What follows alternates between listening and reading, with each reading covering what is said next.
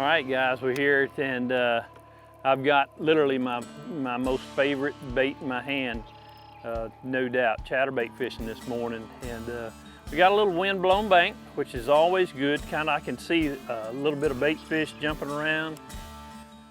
That just lets me know that there's actually food on the buffet table for the bass.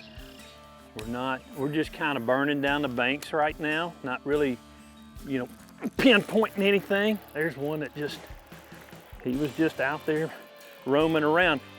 And that's where you let the wind play, you know, help you out. So the big deal is what I'm doing is just kind of fishing down the windy banks. These fish aren't really holding on to anything, which normally they don't this time of year. Got a little fat belly feeding back up.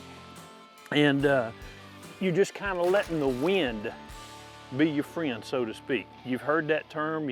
I know it's kind of a cliche. Sometimes too much wind is, you know, not your friend, but right now we got a nice little breeze blowing in here to this shallow bank. Like I said, I can see the bait fish jumping out. It's the perfect time to pick up that chatterbait. This is the ChatterBait Evo.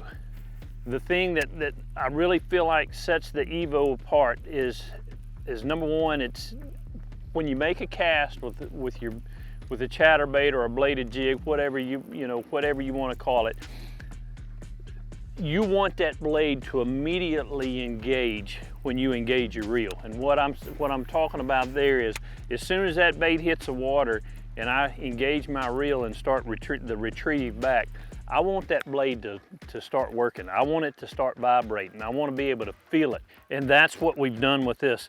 We've went through a series of blades.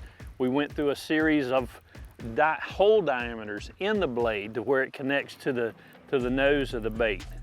Mission accomplished, I guess is what you could say. The other thing that we wanted this bait to do, we wanted to make sure that the blade itself hit the jig head. I'll show you when I get this one in. That one just loaded up. I was too busy talking, excited about talking, and wasn't fishing. That fish got it really good. I'll show you guys on this head. And now this one that I have in my hand here has been run through the rigors. So when you have a bladed jig, as you can see, right on the nose of this bait, right in front of the eyes, that's where that blade is making contact. And what that'll do is when you're retrieving that bait back to you, it has a very, very good hunting action. And hunting action is when that bait is tracking true, and then it just, all of a sudden it goes off to left to right, and then it comes back tracking straight at you. And that's very important because this is a reaction bait. I mean, this is a bait that you're trying to get that fish to react to. And with that hunting action, it really enables this bait to there's another one. How about that? It really enables this bait to entice these fish. That's pretty crazy. That's two really, really quick. Just a nice little chunky pound and a halfer, pound and 3/4. I want to show you something else about the blade, or about the head design. And we're going to stamp all of them on the back end to let you know how heavy they are. But if you'll see these two little, I don't know, I call them wings on the head. We had some, they were smaller, I wanted them bigger. Because when I make a cast out there and I'm retrieving that bait, if I take my rod tip or speed my reel up just a little bit, it makes that bait glide. And it just, like I said, it'll just jump off track just a little bit, and then it'll slowly come back to me, you know, straight back on my retrieve. So it has a very, very unique hunting action. I just feel like that little small cone, along with those little glide wings on it, really enable this bait to be totally different. You know, I think the biggest reason, guys, that this bait is so effective is you have it's almost like a combination of 3 different baits in one. You've got the vibration of say a square bill, the look of a swim jig, and you also have kind of the feel of like a Colorado bladed spinnerbait. So that it's kind of all balled up in one bait. A lot of forage that fish feed on have that same profile. And I just think with the vibration, with the very erratic action, the hunt for center, you know, that action where the bait jumps off track and comes back, it just makes it look like and feel like a you know, a bait fish trying to get away. I wanted to put a bigger, longer shanked hook on it. This is a 5/0 hook. 2 reasons. Put it in my hand and I'll show you. 2 reasons. One of the reasons is I wanted the point of this hook further away from my head of the end blade.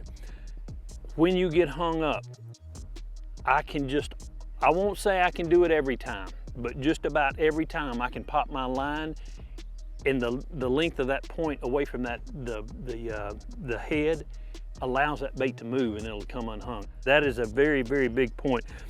The reason that I wanted this longer shank hook. The other reason is the distance of the blade tip to the point tip. I wanted it to be a little bit long, a little bit more separation right there. When a fish hits, they can clamp down on it and unclamp, lickety split. I wanted a big gap in there. I wanted that hook point to be free, clear of everything. So that's 2 reasons that I really felt like a longer shank hook was going to be a little better. You know, you hear me talk about different trailers and when I like to use specific trailers, and the one thing about this bait is we've also introduced a new trailer, and it's called the ChatterSpike, and it's just a kind of a pintail style trailer, and that really, it gives it the bulkiness. Okay, you got the bulk of the trailer, but this little tail allows that bait to really have some crazy action. And I think it doesn't hinder the action of the bait itself. The deal with the new ChatterSpike is that it allows that bait to really work freely. As you can tell, it has the little tail, pintail on the end of it. And when I bring it out, you can see the little V-shaped grooves up in there, and that really allows that bait to work freely from the back end. And the best thing about it is it makes that dude go crazy. The sun still hasn't gotten high today, and a lot of times, you know, if the higher the sun get, the tighter those fish are going to get on those stumps in that grass. But right now what we're trying to do is just trying to catch the tail end of this little morning breeze. You know, the conditions call for it to be light and variable. So any time that you've got breeze, man, that's the time to cover water and make a lot of fan cast. What I've done as we work through that area, we caught a couple on that black and blue. I'm gonna come right back through here with a white. A lot of times, if you get around, you know, multiple fish, there's one right there. A lot of times when you get around multiple fish, if you will, you know, fish through the area, turn right back around and go, oh, come here. Turn right back around and go through it with a different color. And I changed everything up, really, if you think about it. I changed the trailer, I changed the color, as well as throwing a gold blade now. And that one, I mean, I had made 4 or 5 casts with it, and that dude right there lit it up. So remember that. I mean, a lot of times, I absolutely love fishing windy banks and grass, over the top of grass, and you get wind on top of grass, that's even better. And I'll make a pass through there with a certain color. And if you catch a few fish, turn right back around and just pick up a different color. And we went totally on the totally other end of the spectrum. Black and blue, white. Made about 4 or 5 casts with it. Was just talking about it, and bam, there's another one. How about that little guy?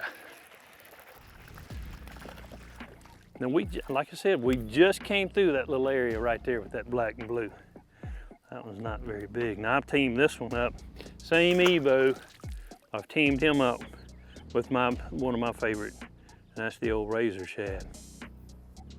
All right guys, we talked a little bit about the new Evo as far as the blade design, the snap design, the head design, and the hook design. But one of the things that really excites me is how the keeper is. You know, this has a little molded piece on the hook shank itself, as well as the wire keeper here. So just the way I rig this thing up, let's put this bait on there, and I'm gonna slide it till it goes up and over the bend of the hook. Bring it out, and I'm gonna push it all the way up. So with that molded keeper system on the hook shank itself, it just enables me to put that bait on there. It's gonna be there when I'm done fishing with it. All right, let's talk a little bit about the rod reel line setup on the Evo that I was throwing today. Legend Bass Tournament Series rod. This is a casting rod, 7.2 heavy moderate. It's called the Rip and Chatter rod, and I'm throwing 14-pound Gamma Edge fluorocarbon line, and I got the Lose Tournament Pro 7.5 to 1. I really can't emphasize enough on the 7.5 to 1. I just feel like that gear ratio is the perfect gear ratio for any chatterbait fishing. Guys, I really and truly, I can't wait for you guys to get your hands on this bait. Not only do you get good vibration, but you also get the erratic action of when that blade hits that head. It'll make that bait jump off center and then come back tracking true. We call it Evo for a reason. It's a new evolution of chatterbait fishing, and this is it right here, guys.